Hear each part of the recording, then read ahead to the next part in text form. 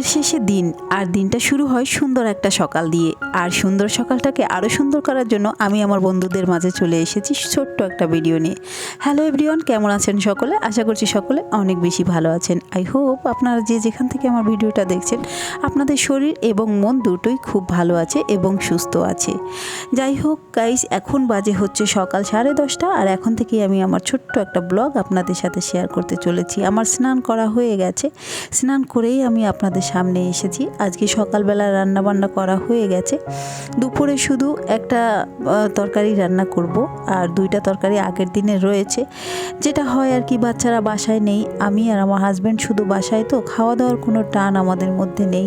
এখন শুধু ভাজা পোড়া খেতে মন চায়, মানে ইচ্ছে করে না যে ভালো কিছু রান্না করি, মন বসছে না, কারণ বাচ্চারা বাসায় নেই। যাদের বাচ্চা আছে আর বাচ্চারা দূরে গেলে কেমনটা হয় তারা সবাই জানে, তাদেরকে বলার আর কিছুই থাকে না। প্রথম তো মনে হয় যে বাসায় ওরা এত ঝামেলা করে, মাঝে মাঝে একটু বেরিয়ে আসুক, কিন্তু যখন ওরা চলে যায় কোথাও তখন কিন্তু মায়েরা বোঝে যে সন্তানদের কি দরকার একটা রুমের মধ্যে। আসলে ওরা যদি এলোমেলো করেও থাকে, রুমের মধ্যে যদি ঝামেলাও করে, তাও অনেক ভালো, কারণ ওদের জন্য আমরাও ব্যস্ত থাকতে পারি। আমি এখন তো মাঝে মাঝে বসে থাকি, কোনো কাজ থাকে না, রান্নাবান্না থাকে না, বাচ্চারা না থাকলে খাবে কে, আর রান্নাই বা কী হবে। তো সেই কারণে আমার ভালোই লাগছিল না। ওদিকে কালকের অ্যাক্সিডেন্টটা তো কি বলবো, আর কি অবস্থা গিয়েছে, এখনও তারা ঠিক করে দেয়নি। বাহির সাইডটা ঠিক করে দিয়েছে। তো গ্লাসের দোকানে আমার হাজব্যান্ড গিয়েছিল, আর ওনারা বলেছে যে ঠিক করার পরে কত টাকা লাগে সেটা শুধু জানাতে, তারা দিয়ে দেবে। তো আমাদের যা কিছু ক্ষয়ক্ষতি হয়েছে সবটাই তারা বলেছে দিয়ে দেবে। তোমরা যারা যারা আমার আগে ভিডিওটা দেখেছো, একটা অ্যাক্সিডেন্ট হয়েছে। তো এখানে আমার দুইটা স্ট্যান্ড ফ্যান নষ্ট হয়ে গেছে। শীতের সময় আমি বাহিরে রাখি, মানে বারান্দায়, তো সেই ফ্যান দুটোর উপরে জল পড়েছে। আর হচ্ছে 4টা চেয়ার নষ্ট হয়েছে। চেয়ারের কথা আমরা বলিনি, কারণ চেয়ারগুলো পুরানো ছিল, তাদেরকে বলার কিছুই নেই, পুরানো জিনিস নষ্ট হয়ে গেছে। আমাদের তোষক নষ্ট হয়ে গেছে, আর তোমার গ্লাসগুলো ভেঙে গেছে, তো সেগুলো বলেছি। তো তোষকটা আমাদের দরকার নেই, কিন্তু গ্লাসগুলো ঠিক করে দিক আর ফ্যানগুলো ঠিক করে দিক, সেটাই বলেছি। তো দিলে দেবে, না দিলে না দেবে, সেটা কোনো ব্যাপার না, আমরা ঠিক করে নেব। এমনিতেও আমরা এই রুমে অনেক কিছু নিজেরা ঠিক করে নেই, কোনো ব্যাপার না। তো ওদিকে আমার খাওয়া দাওয়া হয়ে গেছে। সকালবেলায় আজকে খেয়েছি ডিম ভাজি রুটি দিয়ে, আর ছিল কলা। 1 কাপ চা তো সাথে থাকবেই, চা না হলে আমার ভালো লাগে না। এদিকে আমার বন্ধুদের ব্যাপারে কিছু বলি, যারা আমাকে সুন্দর সুন্দর কমেন্ট করতেছো, নতুন নতুন বন্ধুরা আসছো, তাদেরকে অসংখ্য অসংখ্য ধন্যবাদ। তোমরা আমাকে সামনে এগিয়ে নিয়ে যেতে সহযোগিতা করছো, থ্যাংক ইউ সো মাচ। ইতিমধ্যে যারা আমার ভিডিওটা কন্টিনিউ করা শুরু করে দিয়েছো, তাদেরকে বলবো একটা লাইক দিয়ে আমার ভিডিওটা কন্টিনিউ করার চেষ্টা করবে, তাতে করে আমার অনেক বেশি ভালো লাগবে। আমার প্রাণপ্রিয় বন্ধুরা, আমি যখন তোমাদের ভিডিও দেখব অবশ্যই আমি একটা লাইক দিয়ে কমেন্ট করে চলে আসব, ঠিক আছে? তো এই যে দুপুরবেলা বলেছিলাম যে একটা তরকারি রান্না করব, শুধু বেগুন দিয়ে মাছ রান্না করব, আর ওই যে কালকে তরকারি রয়েছে, সেই কারণে আর বেশি কিছু রান্না করব না আজকে, ভালো লাগছে না রান্না করতে, খাবো কিভাবে, মন চাইছে না। তো ওই যে বললাম একটু মানে আজে বাজে খাবার খেতে মন চায়, একটু ভাজা পোড়া, মানে কোনো পার্মানেন্ট খাবার খেতে ভালো লাগে না, ভাত খাওয়া বা অন্য কিছু, এটা ভালো লাগছে না। একটু ভাজা পোড়া খেয়ে নিচ্ছি বেশিরভাগ, যেটা খাওয়া খুবই ক্ষতি।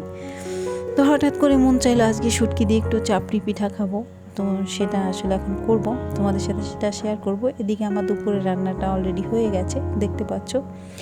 তবে বেগুনটা খেয়ে আজকে খুব স্বাদ লেগেছে, খুব কম মশলায় করা হয়েছিল, খুবই ভালো লেগেছে। আর এই যে এখন কিন্তু সন্ধ্যাবেলায় আমি সারাদিনে যে পোশাক পরেছিলাম সেটা পরে তো আর পূজা দেওয়া যায় না সন্ধ্যাবেলায়, তো সেটা আমি খুলে ফ্রেশ হয়ে নিয়ে পুজোটা দিয়ে আমি রান্নার রুমে চলে এসেছি।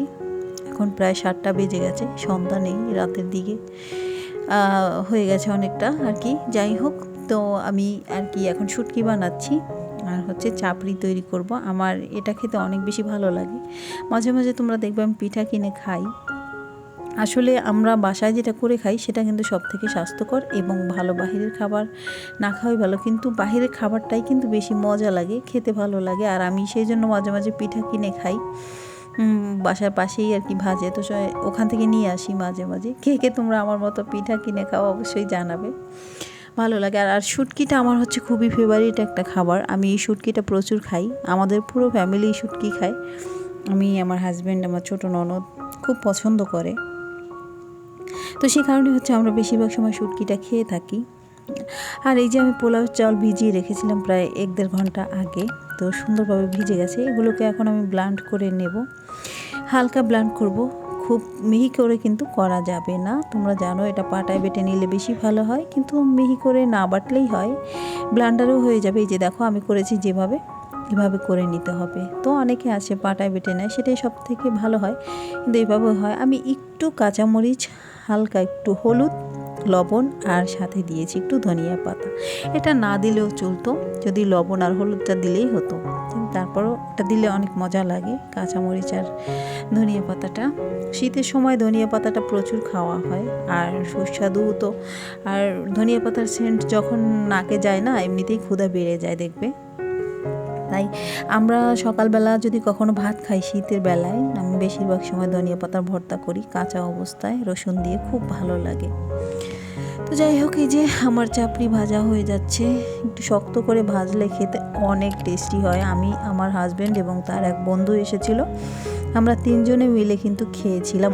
অনেক অনেক মজা হয়েছিল, খুব ভালো লেগেছিল, কারণ অনেক দিন পরে খেয়েছিলাম। তোমরা এইভাবে করে বানিয়ে খেতে পারো, আশা করছি তোমাদের ভালো লাগবে আজকের এই ছোট্ট রেসিপিটা। আজকের ব্লগটা কেমন লেগেছে? আজকের ব্লগটা এতটুকুই থাক, পরবর্তী আর একটা ব্লগের অপেক্ষা করবে। তোমরা ভালো থাকো, সুস্থ থাকো, সকলের জন্য শুভকামনা রইল। পরবর্তী আর একটা ভিডিওর অপেক্ষা করবে। যদি আজকের ভিডিওটা ভালো লাগে, অবশ্যই আমার চ্যানেলটা ভিজিট করে রাখতে পারো। তাতে করে যেটা হবে, আমি যখনই ভিডিও ছাড়বো তখনই তোমাদের সামনে হাজির হয়ে যাব, তোমাদের এই দিদিভাই। আর অবশ্যই একটা লাইক দিয়ে ভিডিওটা দেখবে, তাতে করে আমার খুব বেশি ভালো লাগবে। একটা কমেন্ট কিন্তু অবশ্যই আমার ভিডিওর ব্যাপারে জানাবে। টাটা, বাই বাই, অনেক অনেক শুভকামনা জানিয়ে আমি আমার আজকের ভিডিও থেকে বিদায় নিচ্ছি। টাটা।